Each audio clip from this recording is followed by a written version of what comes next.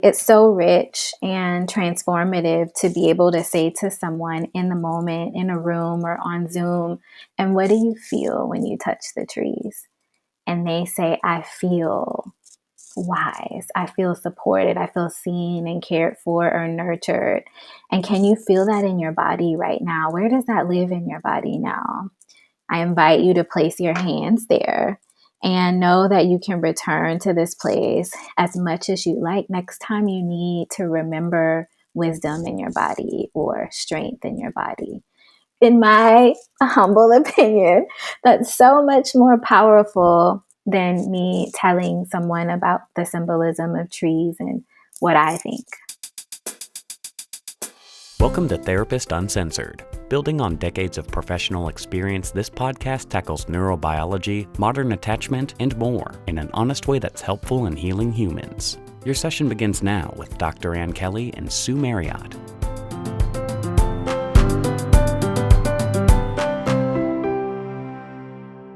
Hey, you guys.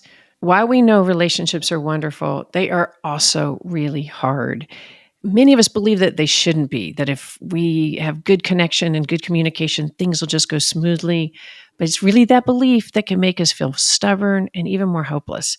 So relationships take work. It does for Sue and I. We can make it look easy. It's not.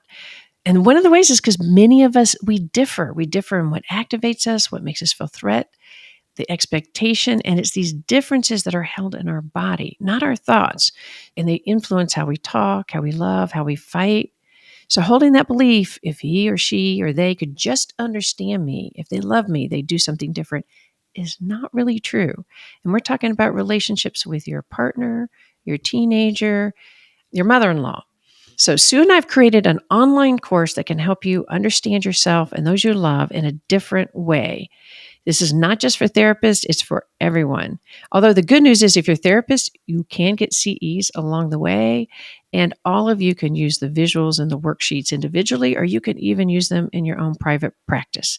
So while the course is based on our book, Secure Relating, Holding Your Own in an Insecure World, it is definitely not a replication of the book. We talk directly to you.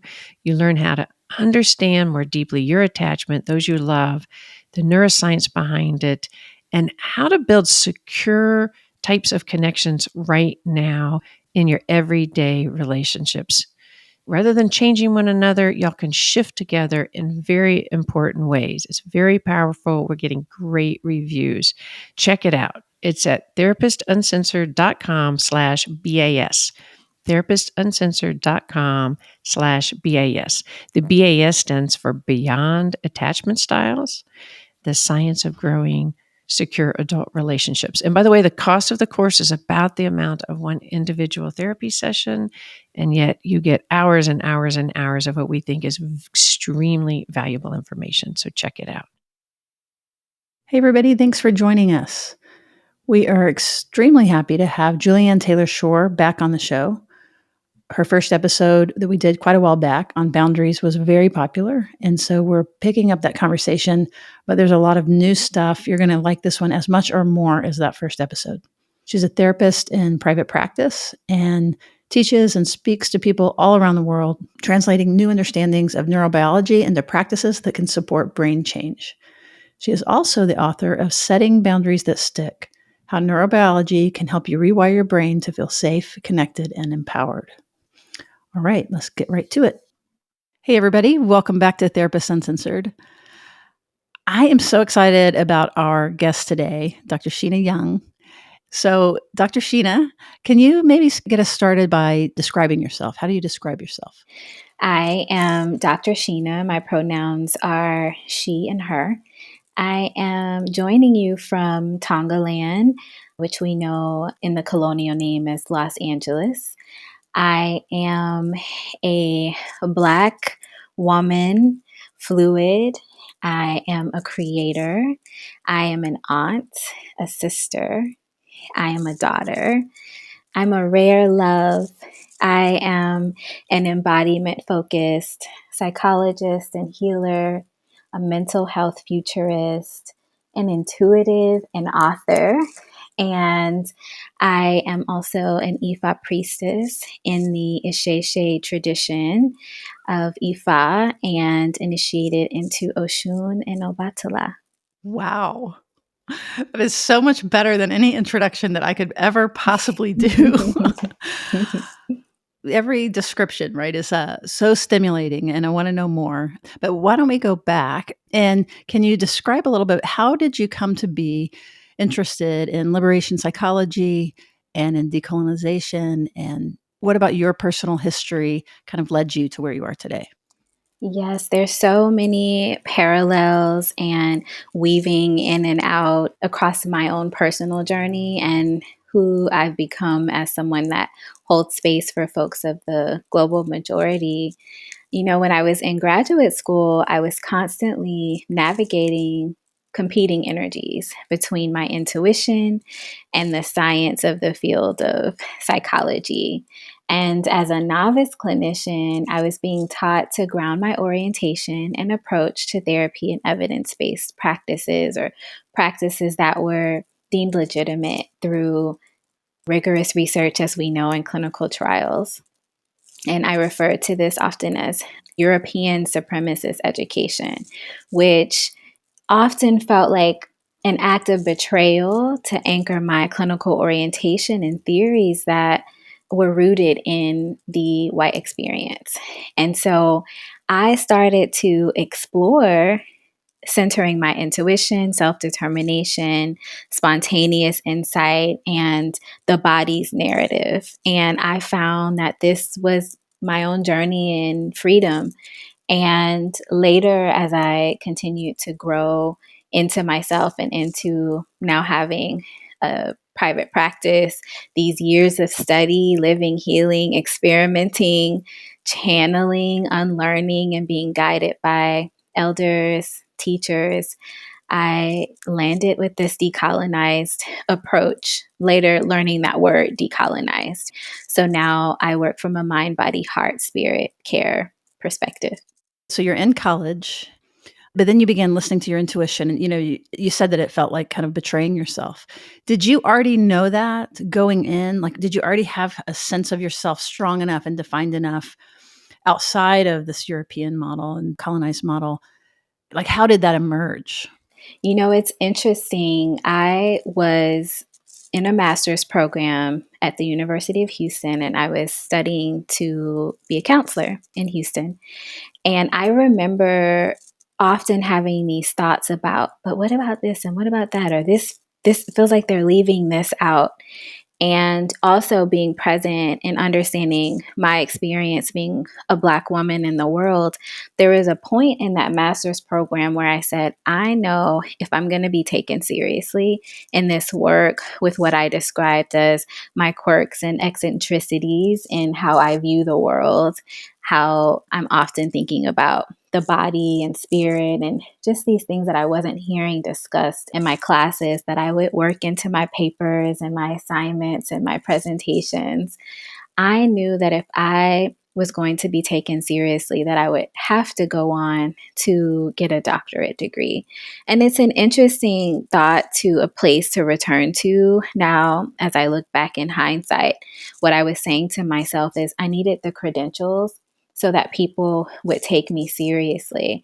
But I now know that this was the liberation, the self determination, the intuition was already there.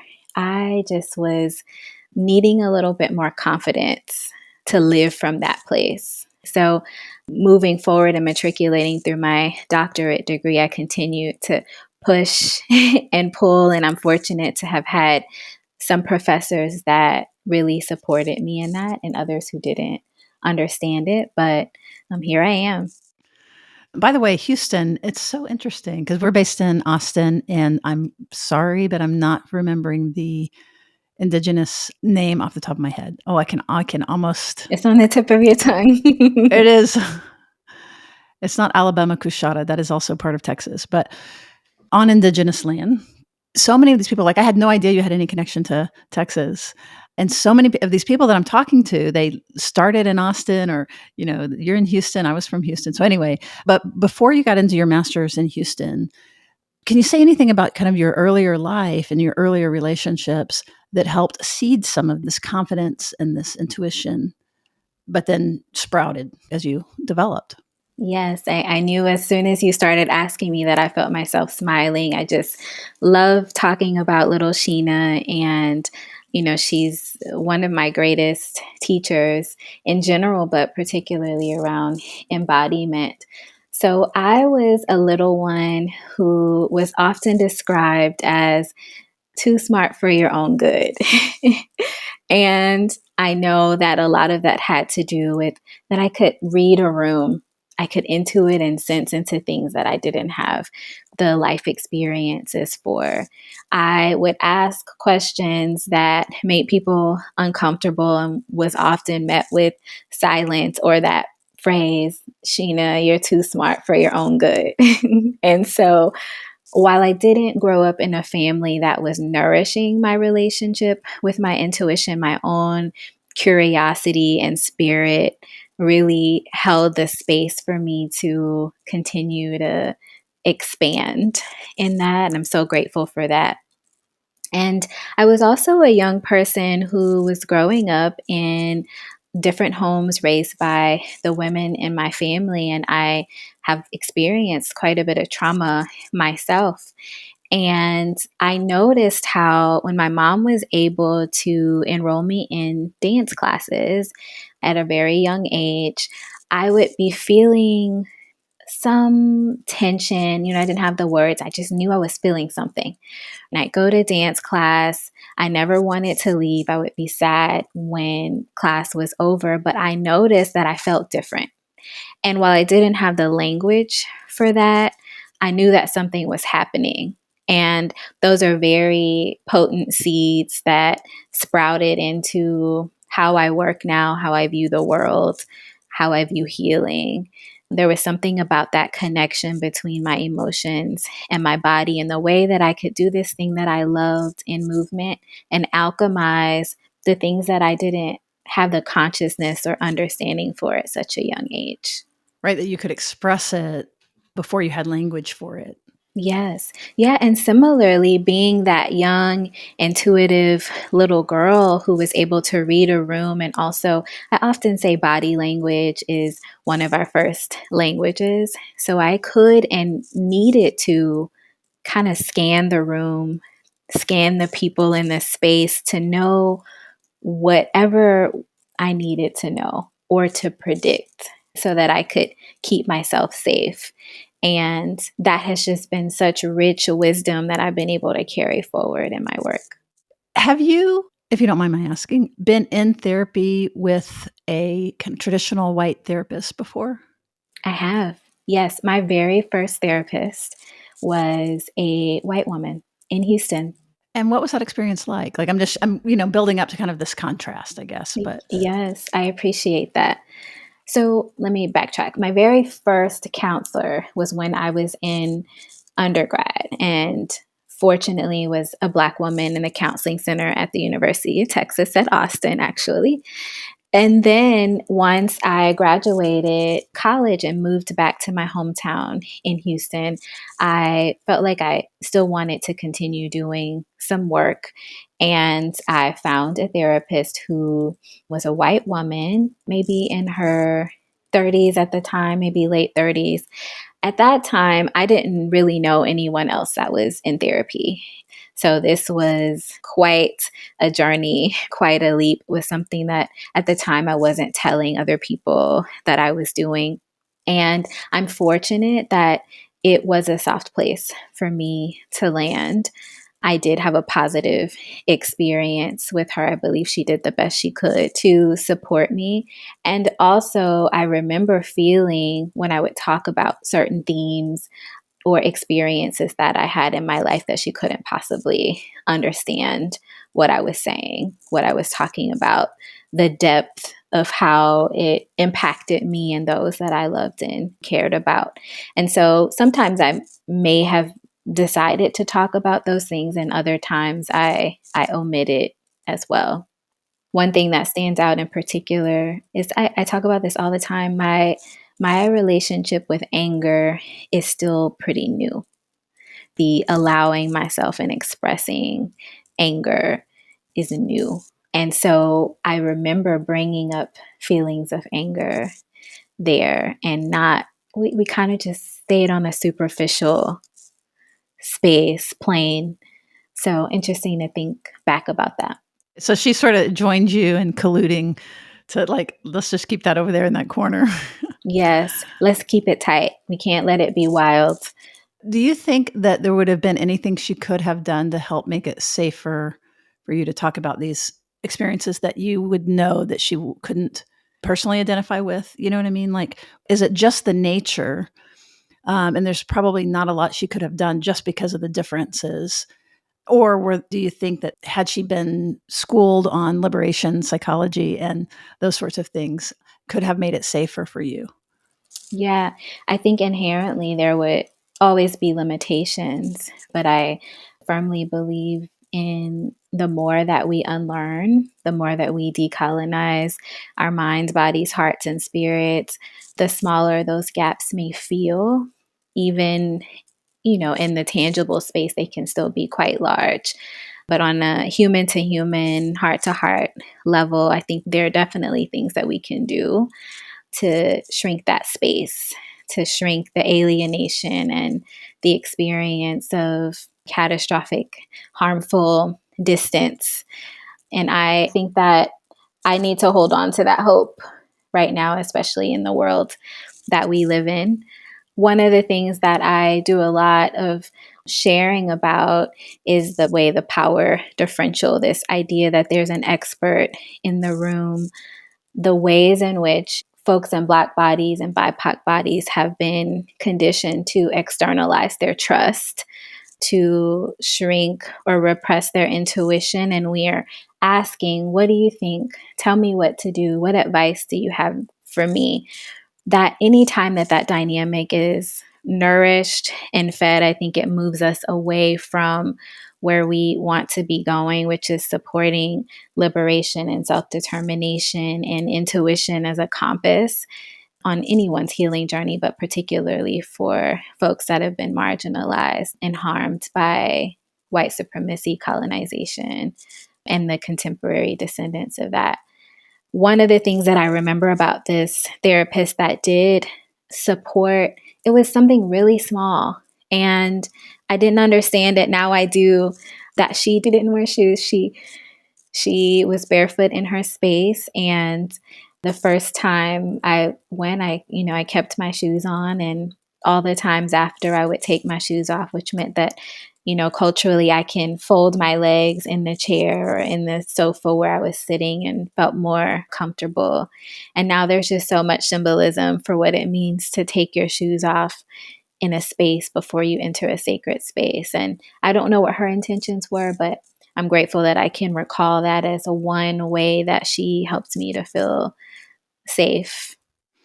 I'm so touched by that because it is an example of her being a little disruptive, right? Like it's not kind of just totally traditional. You've got to dress like a social worker or whatever, what I mean? That there is a script, and going shoeless is certainly not in that particular script. So it sounds like, I don't know obviously for her, but that the signal was this something about that she was comfortable enough with herself. I mean, that's what I'm making up. I don't know. But I guess like it's something going outside of the signal was something, yeah, this isn't going to be just, we're not going to fake it.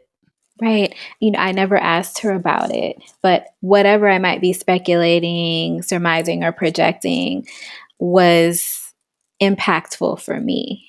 I think more so as I think about it, is that it gave me space to be authentic and comfortable, and to find a way to be comfortable at best at home in that moment that I was, calling my healing space. So I'm so grateful for that. Yeah, and that your body responded to it like it was a signal of safety, that you could then come and inhabit the chair in a way that felt comfortable to you.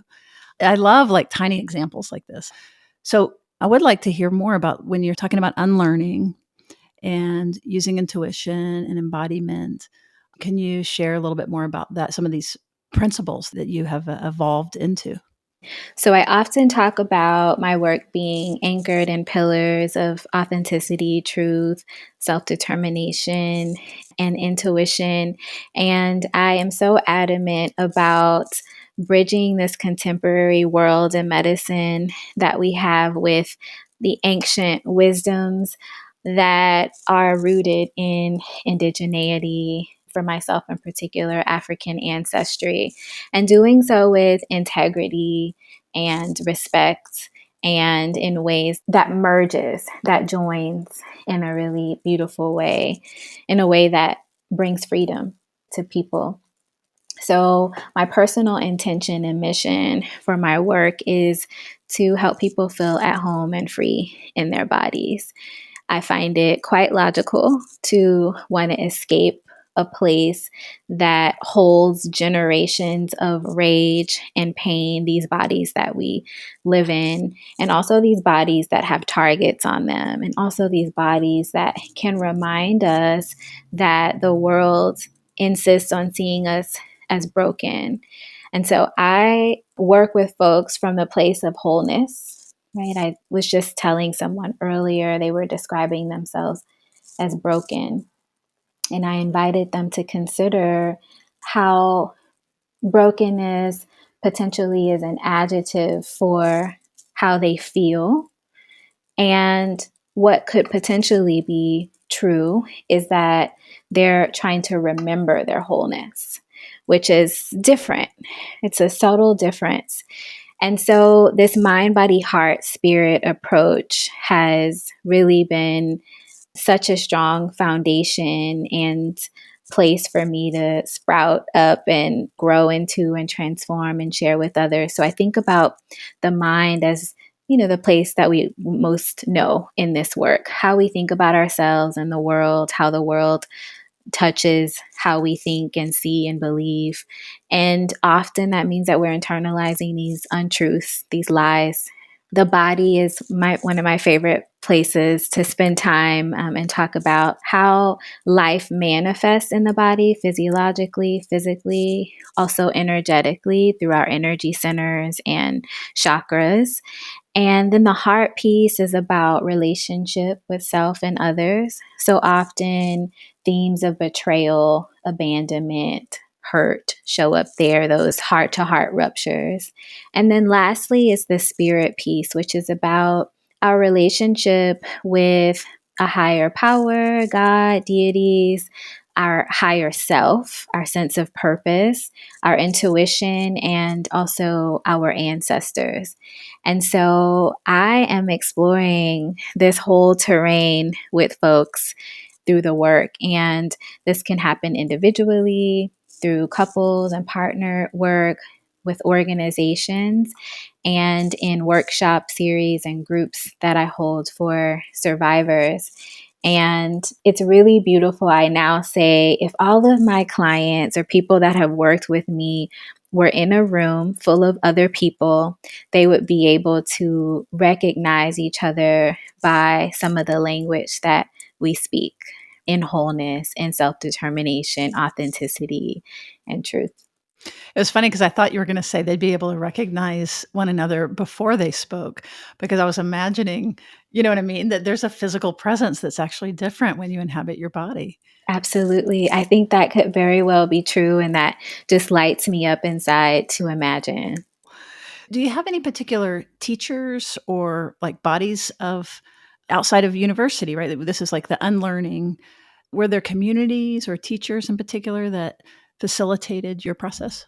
Yes. So many teachers, those in this realm, and also my ancestors, who I call the second authors of my book, are so vibrantly present for me. I'd love to name my advisor and dissertation chair from my graduate program, Dr. Shantae Deloach Blankson, and also Dr. Pam Nezelhowski. And I had a special relationship with Dr. Todd Dubose, who was the chair of the concentration, one of the concentrations I had, which is an existential theory. And now I know that some of the roots of existential theory are very much in indigeneity and African traditions. But he was quite a lovely cove for me during that time. I believe his dissertation chair was Dr. Cornell West. So you can imagine the synergy and, the magic of having his support as well. And then there's a whole host of other mentors that I've spent time with and have taken me under their wing, including Dr. Tama Bryant, who just completed her term as the president of the APA. And that's been such a special relationship. And then there are the teachers, the literary teachers like Bell Hooks, who I would consider myself in. I think about lineage a lot. And so I have a cool story I'd love to share that with you as we're thinking about teachers. I just dreamt of the day when Bell Hooks would hold my book in her hands as someone who writes about many of the themes that we're talking about here, and also as a survivor of sexual trauma herself. And her best friend, Toni Cade Bambara, who wrote Salt Eaters, was a mentor of the person that wrote the foreword for my book, Aisha Shahida Simmons. And when I invited Aisha to write the foreword, I always get a little emotional saying this, but when I invited her to write the foreword, she mentioned Toni Cade Bambara, and she has an altar for her. And she talked about how she would be proud and feel venerated. So I consider myself in that lineage, and I feel that they are so proud of this work that I have created that will bring healing to many generations. Also, the works of Audre Lorde and Clenora Hudson Weems, who is the person that I first learned about Africana womanist theory, which is another root of my work. So these are just a few of my favorite folks. My bookshelf is full of many, many more, but those are just a few. I love you mentioning them, with this notion of lineage and future and past and connecting those things. Now, you work with a lot of primarily or maybe exclusively BIPOC women, Black women in particular.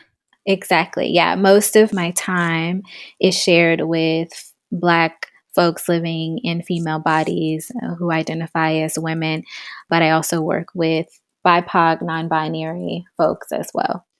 So I would imagine that this would be a population that has been, well, I'm not imagine, I know that has been harmed financially by their status and have been kept out, not necessarily everybody, but as a group. So how do you set up without the help of like an organization or something like that? How are you able to be this generous and be able to be so giving with a community that might be difficult to support you and to support your work? This is another place where those paths kind of weave in and out my own personal work and journey with the work that I'm doing and who I want to be in support of my community and the world. I'm on this constant journey of unlearning scarcity and really grounding and believing and expecting abundance, which, as a Black woman in this world who grew up in a working class, middle class family by single women, that has been a really challenging feat. And I then made a decision after feeling taken advantage of in academia, in the academy, and in my work to take a leap to be an entrepreneur, which is still wild to think about, right? Because I wanted security and also was taking this leap into this space, which continues to be one of the most liberating choices I've ever made. And go into private practice, and I'm trying to figure out how to set a fee and knowing who I want to work with, right? This question that you're asking me. And I'm very grateful that it has been more easeful than not. And I think in part because of this work that I'm doing with myself to honor my value and my worth and to ask for that. And when we need to shift and make adjustments. I have built a business model that allows me to do that, to create some space and flexibility and space for grace. So right now I work on a scale, and there's a bottom of the scale and then there's the top of the scale. Everyone that comes in, I say we're on the honor code. Like when, we're kids, I ask that you locate yourself on the scale given your resources, and that will be the fee for session. If life is really good to you and you're bathing in abundance, then you'll let me know that you can slide up. If life takes things in another direction, then we can slide down. And my clients have really appreciated that as well. I also lean into community resources that are available. For example, the Loveland Foundation, the National Queer, Trans, and Therapy Network, which have both offered mental health funding to make therapy more accessible. So they'll offer a stipend to offset the cost for folks who might need it. So, in partnership with both of those organizations. And then for some of my other specialized program, like Healing on the Mat, which makes me beam every time I mention it, it's a 10-week themed workshop series for BIPOC survivors of sexual trauma. And I have an opportunity for folks to relieve the financial burden by making a monthly contribution or a one-time investment in the healing of survivors of color. I think this is really important because, as you know, sexual violation to Black bodies, Black women's bodies in particular, is deeply rooted in enslavement and colonization. And I think this is a bridge, an opportunity for community to support investing in the healing of Black bodies. Black bodies, Black beings at home, and their bodies are forces of nature, and we can all benefit from that.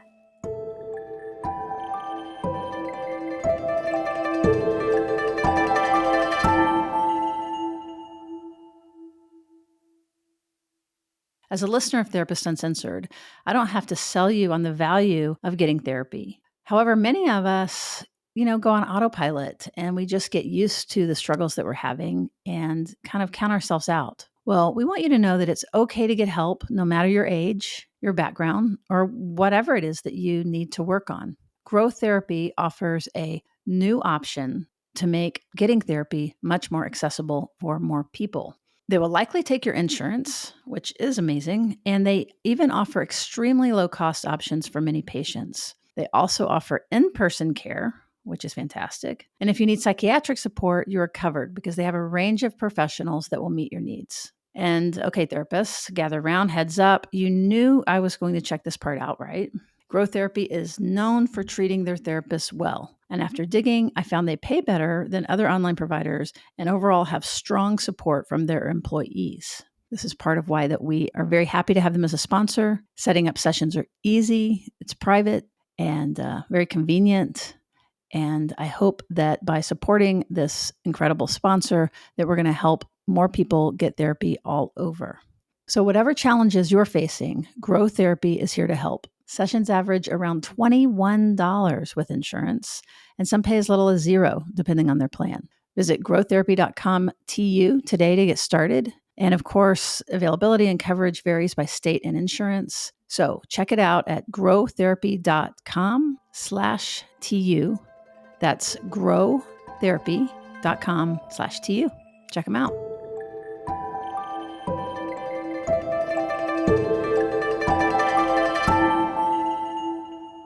As you're listening, as Dr. Shena describes, if your circumstances are where that you have more than enough, and, if you're moved by some of what she's talking about and what she can bring people in, have wondered, what can I do to be an ally and what can I do to help with this liberation? Then rather than it being about feelings, it would be about donation and a direct donation. And so sometimes people will ask, I want to donate to a nonprofit. Why don't you turn your services into a nonprofit? And I certainly have my thoughts about that, but I'm curious. I want to let you respond to that before we go on. Right. As you know, I am operating not as a nonprofit. I have a corporation and I work for myself. Again, I started this interview off by sharing some of my identities, and I am growing into abundance myself. One of the challenges I have noticed is that when folks want to give money or donations, they're often looking for a kickback, right? Or some way that they may directly receive a reward or a benefit. And so I like to challenge people to contribute from the heart without the expectation of a direct financial kickback or gain. And also in understanding that, this money, this currency is energy, it is seeds. It can be quite powerful when we are grounded in intentions of healing. So, I think it's an opportunity that I hope that people will take up, whether it's to share with me or others, to share without expectation of a kickback, but also relinquishing control over what happens, how the money is spent. I'll share with you, Sue, thanks to your contribution, since we first met, I began a new cycle of healing on the mat. And just completed our second week, going into our third week.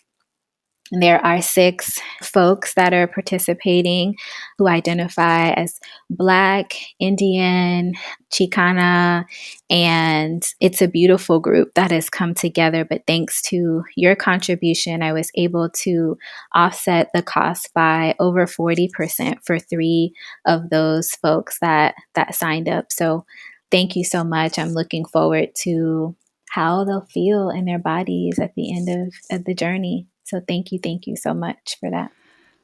You're saying, we shouldn't give for a kickback, but I have goosebumps for what you're telling me. And the idea that anything, that we could do, I mean, to me, it's the most direct contribution. And I wanted to respond also to the nonprofit thing, because people have asked us, because some of these donations are from corporate profits from the podcast. And so we appreciate our sponsors, but part of why that we have them is to do things like this. And the problem with going back into a nonprofit is that is, again, it goes back into this power over Western model with oversight and with bureaucracy and with paperwork that is all top down. It's from the state. So the idea of liberation is that I understand, and correct me any of this, but this is the way that I have thought about it. The idea of liberation is that it really is direct. It's community, it's land, it's nature. I'm putting my fingers together, like side to side. It's not up and down. I mean, we know so many nonprofits that are not nonprofits really, or that there's a ton of benefit that the people in them are getting. And in this case, I just got a moment to my heart of you sharing just a little bit about a small way that I have been able to contribute to these real people, actual individual people. So I had no idea that would happen. That wasn't why we did it, but that kind of power, that's what giving directly can do, whether it be to Dr. Shena or to any of these other organizations. We have several partner organizations that we give to help provide access to mental health care for marginalized communities. That's kind of the mission. So it's really an appeal that if you're listening, if you're moved, you can feel the spirit and the depth. And the idea would be to give as a way of amplifying that beautiful voice and supporting Dr. Shena and all of the incredibly lucky people that she gets to work with, or any of these other partner organizations, so that we're not sitting on more than we need when, again, this is fair and equitable. So that's a pitch really quick for, don't want to make our listeners feel too terribly uncomfortable, but a little uncomfortable, right? Like if we're sitting comfortably, a little uncomfortable, but really more inspired, more of like an inspiration. So yeah, and of course that information will be in the show notes as far as how to do that. Yeah, thank you so much for saying that. And I just want to say, because I can see you and also remember that little Sheena who can feel and sense and intuit, I feel your sincerity and I see that you are moved. And I appreciate that so much. And I'm grateful for the opportunity to talk about hard things, but also as an invitation in this spirit of liberation that needs all of us. It requires us to be uncomfortable and to explore our resistance and to consider the ways in which we can bring relief and healing to people that our history has harmed and continues to harm. And when you do so, you support me and also the folks that I hold space for. So thank you so much for that. I really appreciate it. Yeah, well, thank you so much. And I can also sense this isn't a comfortable space for you. And again, as you're listening, if you can imagine that, to put yourself out there in such a direct way of like, can we do this together with your hands out? You'd have to like really know what you have to offer and know the value of it to be able to do that. It's a really beautiful kind of stance of openness. Like it flows in, it flows out. It's the opposite of scarcity, which goes back to many of the models that you're talking about. Can you say a little bit more about any of these particular pillars? Yeah, so all of those identities that I named in the beginning and all the roles that I have in my relationships with myself and also community are very much present in my work. For example, I'm finding that in this decolonizing ecosystem, this shift, this great shift that's happening, folks are being curious about ancient traditions, right? They're curious about their ancestry. Many folks that look like me don't have the privilege of knowing where our people came from because we were stolen from our lands. And so some of the work is in connecting with intuition and exploring ancestry, realizing that they've been practicing spiritual traditions or like having moments that may be related to ancient wisdoms that of folks of their lineage and their ancestry. So, as I mentioned, I'm an Ifa priestess in the Isheshe tradition of Ifa, which is a Yoruba spiritual tradition that really celebrates connection with ancestors. And it also has like a beautiful support system in what we call Orisha and deities. And we see this in many ancient spiritual traditions around the world, right? Like in Hinduism and Buddhism, and these deities that are connected to nature. And for me, this is so important to reclaim intimacy and relationship with nature.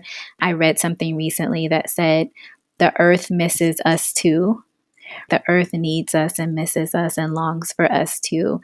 And so, one of the really tangible ways that I am growing is to explore more about what it looks like to let nature be a part of therapy and healing work. And that just has been so rewarding. But what does that look like? Again, it's been quite intuitive, but I can give you some really tangible examples with folks who might be feeling disembodied. One of the things I'll say, the tools, is remember the ground is there. So we might sit on the floor together, or I might invite them. They may say, after a day of working in this environment that I feel like I'm living outside of myself or hovering above myself all day as I'm navigating some of these systems, we might talk about what is supportive for grounding.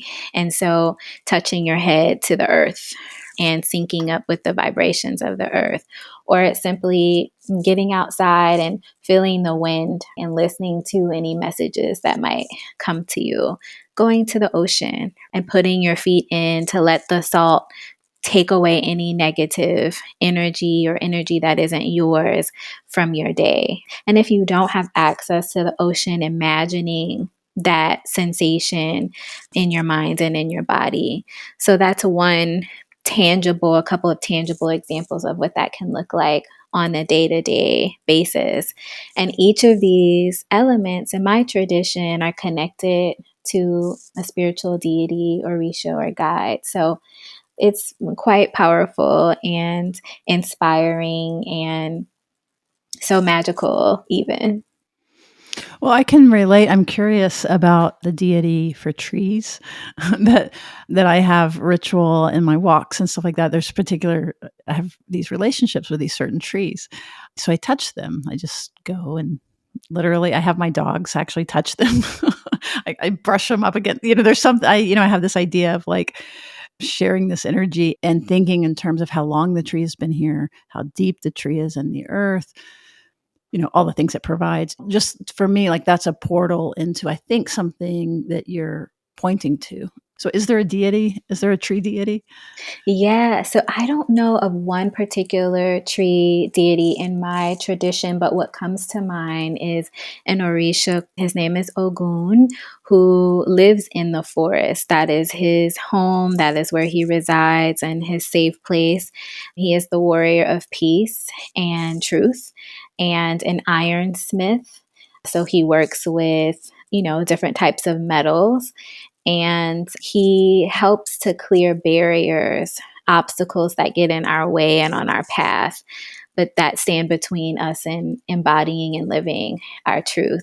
So that comes to mind. But also, if we were in a session together, for example, I would just highlight how powerful your connection is and ask you more about what you're intuiting and what you feel when you touch the trees, because that's more important, right? I don't want to push my beliefs onto others, but I do use it as a way to create space and inspire folks, giving themselves permission to be wild in their healing and to think and move differently than they may have been taught, to allow themselves to be brave, to color outside the lines and be curious about what they can discover. It's a great example of what you were talking about earlier about it's not a top down. You wouldn't have been just teaching me, have an idea and then you're going to teach me something. That your approach is that we're kind of together in this discovery and the user, in this case, it would have, the client would be the expert and you would be guiding them inward to discover more versus teaching them, lecturing them, educating them, psychoeducating them. Absolutely. It's so rich and transformative to be able to say to someone in the moment, in a room or on Zoom, and what do you feel when you touch the trees? And they say, I feel wise. I feel supported. I feel seen and cared for or nurtured. And can you feel that in your body right now? Where does that live in your body now? I invite you to place your hands there and know that you can return to this place as much as you like next time you need to remember wisdom in your body or strength in your body.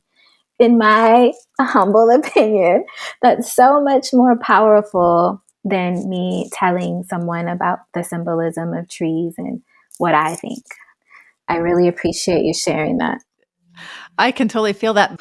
But also, what you did share about this deity was actually very stimulating, and I can imagine that for many people.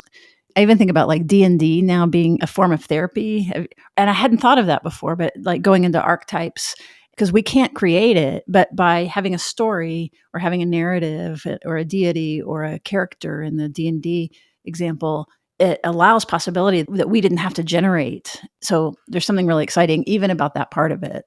Yes, and everything is so connected. So even in the unlearning and decolonize approach, when I'm amongst colleagues or when I am facilitating an experiential workshop or training for folks who are wanting to center decolonizing their practices, I'm inviting them to go back and research some of the roots of what we know now as contemporary psychology theories and ideology. So even archetypes. People love Carl Jung and they don't know that he spent a lot of time on the continent of Africa. And in his earlier efforts, he was comparing Africans and Europeans, and particularly with these themes of uncivilized and civilized, or primal and civilized, and representing the unconscious and conscious. And in studying Africans at the time, he was exposed to energies and moments that informed what we know as some of his work in, archetypal figures and psychology. So, it gets really deep, Sue. It does. Well, it's because immediately then I go to molecules and molecule assisted therapy or plant assisted therapy, which sounds like it flows right with this. Yeah, absolutely. We're seeing a movement in the embracing of psychedelic plant medicines, and in some states, and hopefully soon in others, the decriminalization of some of these plant medicines, right? So we can be in relationship with them in ways that continue to bring liberation and freedom forward for all of us. So yeah, what do you want to know? What are your questions about that? Well, in that particular example, what it makes me think of is robbing indigenous cultures. Like right now, you have to, from my awareness, because it continues to be illegal, it's all underground. So you have to know someone. It's very expensive, while the plant itself, of course, is available. And so it could be something that is an accessible tool for many, many people.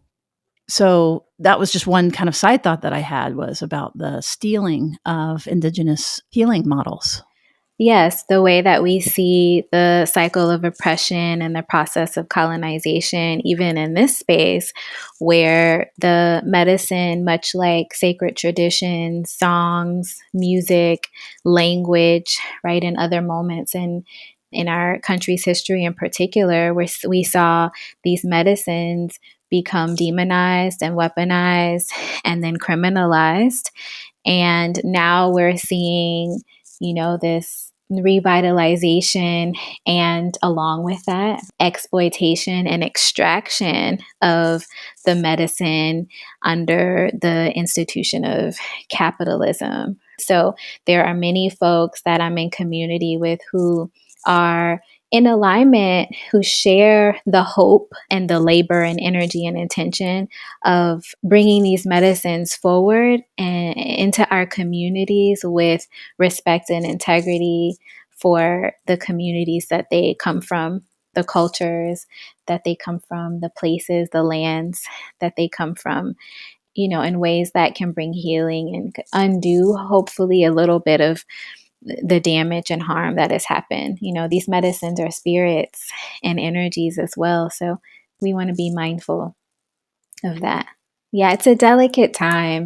It's a delicate time. I'm really excited to see what happens, and how we can honor some of the medicine keepers and shamans and indigenous medicine folk that have been doing this work for centuries. And one of the things I really love about how you're putting this out is that there's a lot of invitation for both the deep dive related to working with marginalized communities by marginalized people, populations. And so, like, there's the depth of that. When we peel off, we're still colonized in our minds. So sometimes we can end up accidentally creating another problem, by reacting away from something. But what I love about the way you're describing it is you're, without giving up anything, there's still this invitation that feels that it can be collaborative, or that it can cross pollinate. There's room for other without at all giving up the staff of this is also what's really, really important. Yeah, without losing the center. Yeah, you'll notice that I use a lot of language that is invitational, that really centers choice. And that comes from, some of my work being rooted in trauma informed care, which is really about choice as a healing portal. And so when we invite people in and remind people of their choices versus telling them what to do, they may feel more empowered to take initiative, to go down the rabbit holes. We know that there is power in practicing choice, So for anyone listening or joining us, in the spirit of the intuition and also the choices that we have and the sacred responsibility, the accountability that we have in contributing to healing justice forward and backwards, it's there. It is always there, and we don't need permission to access that. But I hope that we'll collectively keep choosing, even when you step off the path and, like you said, make a wrong choice or a harmful choice, that you are in the practice of coming back where that staff is at the center, which takes care of humanity and sees a world where we can be free. Well, it's lovely. And this is part of why we're having this conversation, is we want to include as wide of audience as possible in these kinds of conversations. Another way I would highly recommend your book, Body Rights, is another way in. Can you share a little bit about the book? The book is called Body Rights. It is a holistic healing and embodiment workbook for Black survivors of sexual trauma. It was published by Norton in November of this past year. And the beautiful artwork was created by another close friend and colleague and psychologist, Dr. Shena Young, who is also, just an amazing artist. And the book is a combination of 4 medicine journeys that weaves in so much of what we've been talking about here.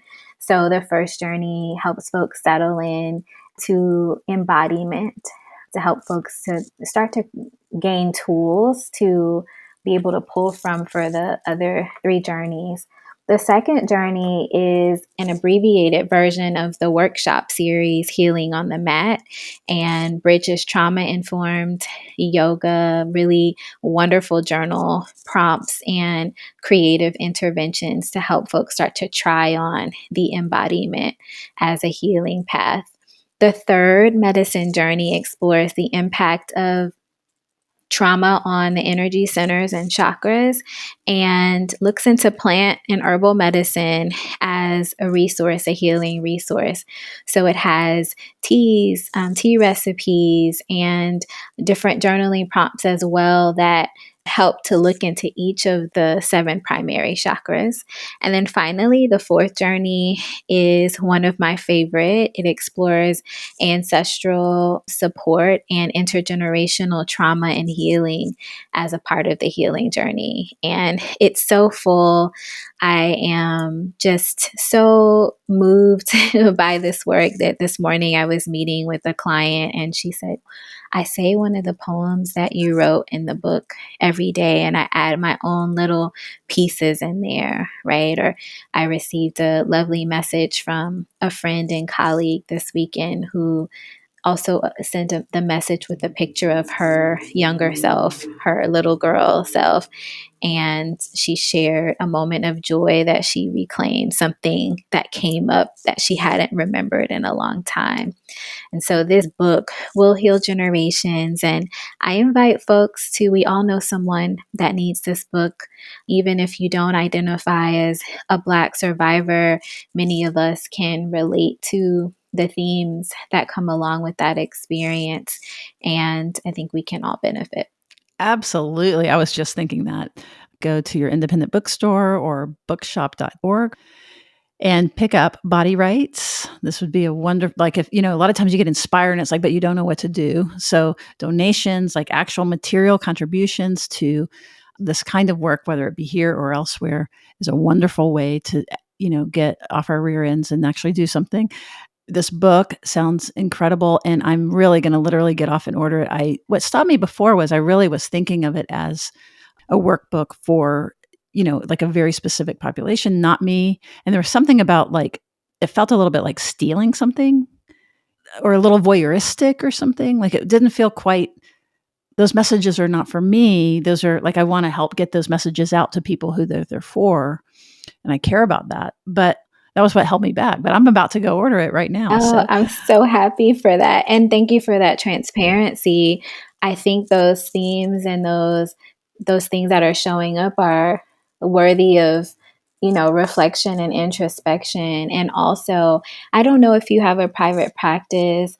But some folks that might be listening who do work with folks that identify as people of color that have experienced sexual trauma, I think it's a great complement to therapy. And so some of the folks that I'm working with, their therapists are reading the book along with as a way to support and provide a journey map for the therapeutic work, as well as maybe understanding more deeply someone you care about, a friend, a family member.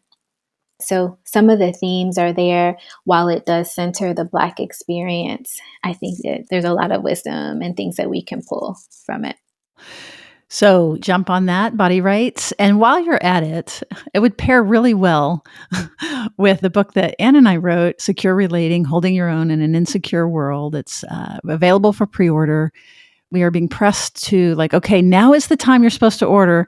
If you're interested in ordering, pre-orders are apparently very important. And we are getting some pressure of okay, so sorry for pressing that a little bit. And again, that is, it's so funny you identify this theme, because then I felt like I would be imposing if I get the book. I don't want to overstep. And it's the same thing in promoting the book. It's been so hard because, our listeners trust us, and I don't want them to feel manipulated or, anything like that. Yeah, that dance is hard. Congratulations. I'm happy for you. And I think sometimes, people see the book and they see it on the website or on the stores and they assume that people are buying the book, but we need people to show up and buy the book. It's the process. Good luck with the process. Thank you. Welcome. Oh, it's excruciating. You've been through it. Yes. Yes, excruciating. One last quick question, and that may or may not be relevant, but I was thinking about the impact of the color purple. And just if you had anything to say about that. Yes. Yeah. So I remember reading The Color Purple when I was in ninth grade. That's a requirement for my school. I was in a humanities program. And I was enthralled with as much as I could understand at that time, right? And so much probably went over my head. I also saw the movie as a young person. It felt like one of those cultural rites of passage. Just as a young Black girl, you watch The Color Purple and then watched it many times after that. I think it's really special that as this new or the most recent Color Purple movie, the musical, came out a month after my book was published. And this version of The Color Purple created an opportunity for us to see what it looks like, what healing looks like.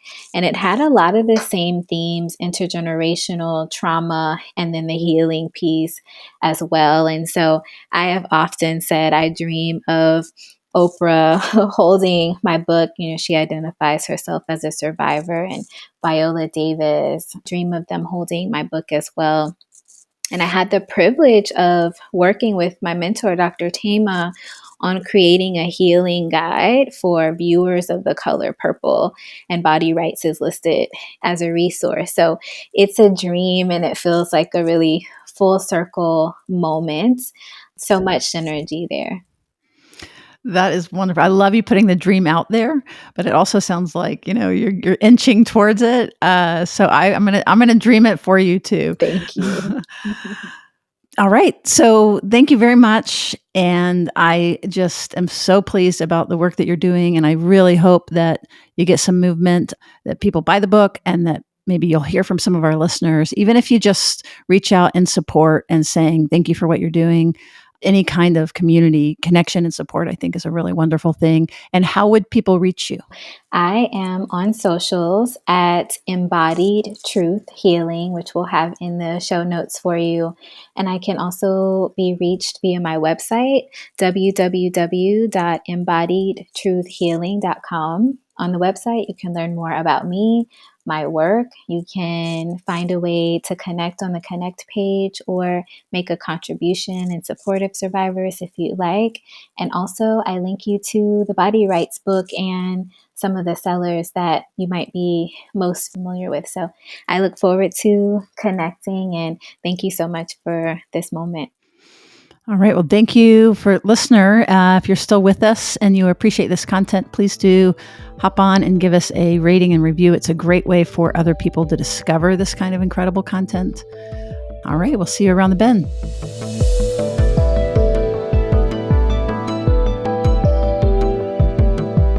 Therapist Uncensored is Ann Kelly and Sue Marriott. This podcast is edited by Jack Anderson.